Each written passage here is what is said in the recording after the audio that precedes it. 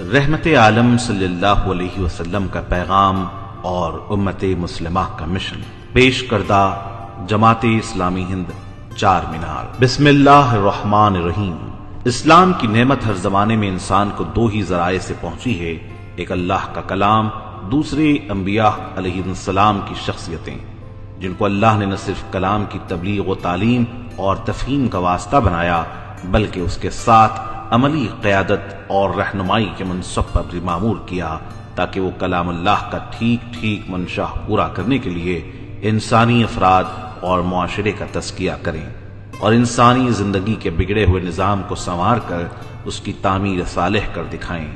یہ دونوں چیزیں ہمیشہ سے ایسی لازم و ملزوم رہی ہیں کہ ان میں سے کسی کو کسی سے الگ کر کے نہ انسان کو کبھی دین کا صحیح فہم نصیب ہو سکا اور نہ وہ ہدایت سے بہریاب ہو سکا۔ کتاب کو نبی سے الگ کر دیجئے تو وہ ایک کشتی ہے نا خدا کے بغیر، جسے لے کر اناڑی مسافر زندگی کے سمندر میں خواہ کتنے ہی بھٹکتے پھریں، منزل مقصود پر کبھی نہیں پہنچ سکتے۔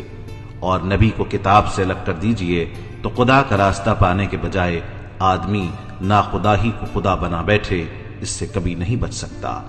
یہ دونوں ہی نتیجے پچھلی قومیں دیکھ چکی ہیں۔ ہمارے اس دور میں بھی انسان کو نعمت اسلام میسر آنے کے وہی دو ذرائع ہیں جو ازل سے چلے آ رہے ہیں۔ وہ قرآن کو محمد صلی اللہ علیہ وسلم سے اور محمد صلی اللہ علیہ وسلم کو قرآن سے سمجھیں۔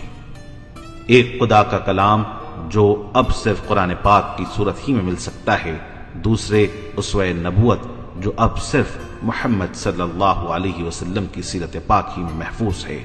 ہمیشہ کی طرح آج بھی اسلام کا صحیح فہم انسان کو اگر حاصل ہو سکتا ہے تو اس کی صورت صرف یہ ہے کہ وہ قرآن کو محمد صلی اللہ علیہ وسلم سے اور محمد صلی اللہ علیہ وسلم کو قرآن سے سمجھے۔ ان دونوں کی مدد سے جس نے اسلام کو سمجھا اس نے اسلام کو صحیح سمجھا، ورنہ فہم دین سے بھی محروم رہا اور نتیجتاً ہدایت سے بھی۔ قرآن اور محمد صلی اللہ علیہ وسلم کا مشن کیا تھا؟ سوال یہ ہے کہ آخر قرآن اور محمد صلی اللہ علیہ وسلم کا مشن کیا تھا؟ محمد صلی اللہ علیہ وسلم کی 23 سالہ پیغمبرانہ جد و جہد کا مقصد و مدعا کیا تھا؟ آپ صلی اللہ علیہ وسلم تارک دنیا تو نہ تھے، چنانچہ بعثت کے بالکل ابتدائی مرحلے پر اپنے رشتہ داروں کو کھانے پر جمع کیا تو ان سے فرمایا، جو پیغام میں تم تک لایا ہوں اسے قبول کر لو، اس میں تمہاری دنیا کی بہتری بھی ہے اور آخرت کی بھلائی بھی۔ اسی طرح ابتدائی دور کشمکش میں ہی جبکہ مخالفین آپ صلی اللہ علیہ وسلم پر اور آپ صلی اللہ علیہ وسلم کے ساتھیوں پر ظلم کے پہاڑ توڑ رہے تھے، آپ صلی اللہ علیہ وسلم نے فرمایا تھا کہ بس یہ ایک کلمہ ہے، اسے اگر مجھ سے قبول کر لو تو اس کے ذریعے تم ساری عرب کو زیر نگین کر لو گے اور سارا عجم تمہارے پیچھے چلے گا۔ پھر ایک اور موقع پر آپ صلی اللہ علیہ وسلم نے فرمایا، اللہ کی قسم اس کام کو اللہ تعالیٰ ایسی تکمیل کی منزل تک پہنچائے گا کہ ایک سوار صنعاء سے حضرموت تک تنہا سفر کرے گا اور اسے سوائے اللہ کے کسی کا خوف لاحق نہیں ہوگا۔ ان کلمات سے صاف ظاہر ہوتا ہے کہ آپ صلی اللہ علیہ وسلم کا مشن ایک ایسا نظام قائم کرنا تھا جس میں ہر طرف عدل و انصاف، امن و سلامتی کا چلن ہو۔ رسول اللہ صلی اللہ علیہ وسلم نے اپنے اس مشن کے ذریعے عرب کے اس معاشرے کی کایا پلٹ کرنے کے لیے انتھک جدوجہد فرمائی۔ وہ معاشرہ جہالت کی تاریکیوں میں ڈوبا ہوا تھا، نظم سے محروم، جرائم کی جولانگاہ بنا ہوا تھا اور جس کے اجڑ اور اکھڑ لوگ آپس میں لڑ بھڑ کر قوتیں برباد کر رہے تھے۔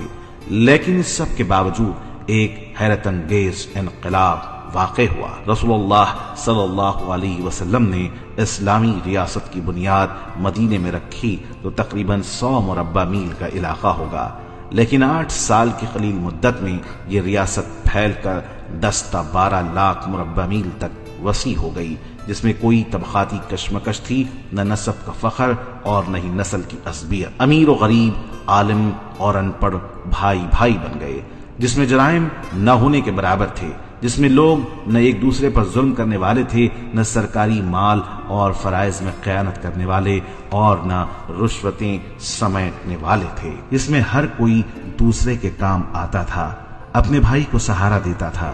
اس طرح یہ بالکل ایک نئی دنیا کی تعمیر تھی۔ مدینہ کی ریاست بالکل ایک نئی دنیا کی تعمیر تھی۔ آپ صلی اللہ علیہ وسلم میدان جنگ میں اگر قوت کو اتارنے پر مجبور ہوئے تو اس کی وجہ یہ تھی کہ جاہلی قوت کے علمبردار خود بار بار چڑھ کر آئے۔ بدر، احد و احزاب کی 3 بڑی بڑی جنگیں مدینے کے دروازے پر لڑی گئیں۔ مدینے کی ریاست قائم ہونے کے بعد 9 سال کی مدت میں چھوٹے بڑے کئی معرکے پیش آئے، جس میں دشمن کے 759 افراد ہلاک ہوئے اور ان جنگوں میں مسلمانوں کا کل جانی نقصان 259 ہوا۔ اس طرح 2 طرفہ 1018 اموات ہوئیں، اور ان جنگوں میں مسلمانوں نے جس ضابطۂ اخلاق کی پابندی کی وہ بھی بے مثال ہے۔ رسول اللہ صلی اللہ علیہ وسلم نے جب رحلت فرمائی ہے تو آپ کا مشن کامیاب ہو چکا تھا اور اس مشن کے اگلے مراحل کی طرف رواں دواں ہو چکا تھا۔ برادران اسلام، اللہ کے رسول صلی اللہ علیہ وسلم کا مشن تھا کہ بگڑی ہوئی انسانیت کی اصلاح کر کے اللہ کی بندگی پر انسانیت کو رواں دواں کر دیا جائے اور فکر آخرت اور اللہ کی رضا کو پا جانے کی طرف سے سرشار کر دیا جائے۔ قرآن بتاتا ہے کہ ہم کو بھی بحیثیت امت یہی مشن دیا گیا ہے۔ قرآن مجید میں سورہ بقرہ میں اللہ رب العالمین نے ارشاد فرمایا ہے، جس کا ترجمہ یہ ہے کہ اور اسی طرح ہم نے تم مسلمانوں کو ایک امت وسط بنایا ہے تاکہ تم دنیا کے لوگوں پر گواہ ہو اور رسول صلی اللہ علیہ وسلم تم پر گواہ ہو۔ دراصل امت مسلمہ کی شناخت اس مشن سے بنتی ہے۔ اللہ تعالیٰ نے محمد صلی اللہ علیہ وسلم کو مبعوث فرما کر انسانیت پر اپنی نعمت کی تکمیل فرما دی ہے۔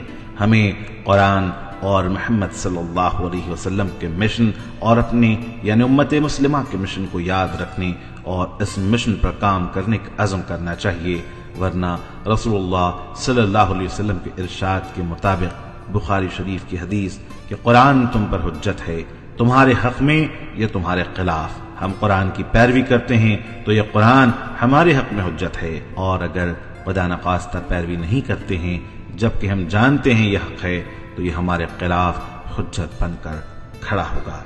آج ہمارے زوال کی وجہ بھی یہی ہے کہ ہم نے اس مشن کو بھلا دیا ہے اور آپس میں بے بنیاد اختلافات کا شکار ہو گئے ہیں۔ آئیے ہم عہد کریں کہ اپنا فرض منصبی پورا کرتے ہوئے اپنی اصلاح کے ساتھ شہادت حق کا فریضہ بھی ادا کریں گے انشاءاللہ۔